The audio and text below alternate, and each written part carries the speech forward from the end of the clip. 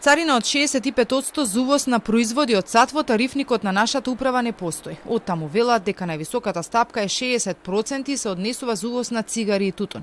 Важи за сите држави, а не само за Америка. Потрагата по одговори ваквите објаснувања доаѓаат откако Трамп ја објави новата повисока царина од 33% за увоз од Македонија, а како основ за тоа беше искористена бројката од 65% царински и други давачки кои ја објави американските власти, но нивната методологија се уште е предмет на дебата во сите светски водечки економии, а најде и на реакција од многу нобеловци. Постои максимална не царинска стапка, него максимален процент кој што за таа стока треба да се плати при увоз. И има ситуации во кои што за десетина производи има такво, значи максимално плаќање што може да биде до 65%.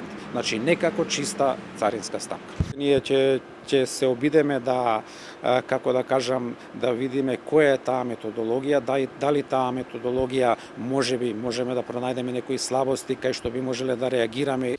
Се увиде дека бројката 65 се добива како просек при пресметка на обемот на трговија меѓу САД и Македонија, односно откако дефицитот ќе се подели со вкупниот извоз таму. Царините, ако ги погледнете како стапки кои ги имаме ние кон нив, тие не се со тие стапки кои што се декларирани, односно царините се дизајнирани на ниво на производ и истите се со различни стапки, така што ова е веројатно некаков просек.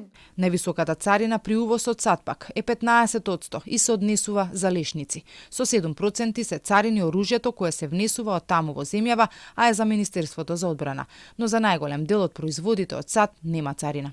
Со воведувањето по висока царина се увиди и дека Америка и нашата држава имаат различни анализи за увозот и извозот, па така во нивната статистика Македонија во трговијата со САД има суфицит, а во нашата анализа ние сме во дефицит. Познавачите објаснуваат дека тука треба да се види дали во извозот се впишува земјата на потекло или земјата извозник. Разликата помеѓу нашата статистика и американската статистика околу трговските текови, може би е како целосно тој производ, автобусот, се зема за македонски производ, кој директно е извезен во Америка, или поради начинот да тој автобус преку Белгија оди на брод за источната обала во Соединетите американски држави, дали тој автобус е македонски производ за таму или има некоја потенцијална доработка од некаков вид во Белгија и потоа е белгиски производ, а во нашата статистика тоа е извоз кон Белгија, а потоа Белгија кон САД.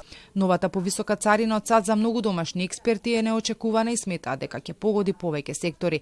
Една од препораките беше дека треба да се најдат нови пазари за пласман, како на пример Истокот и Африка, каде расте популацијата. Други пак сметаат дека по ваквиот потек нашата влада треба да ги намали дел од давачките наменети за САД.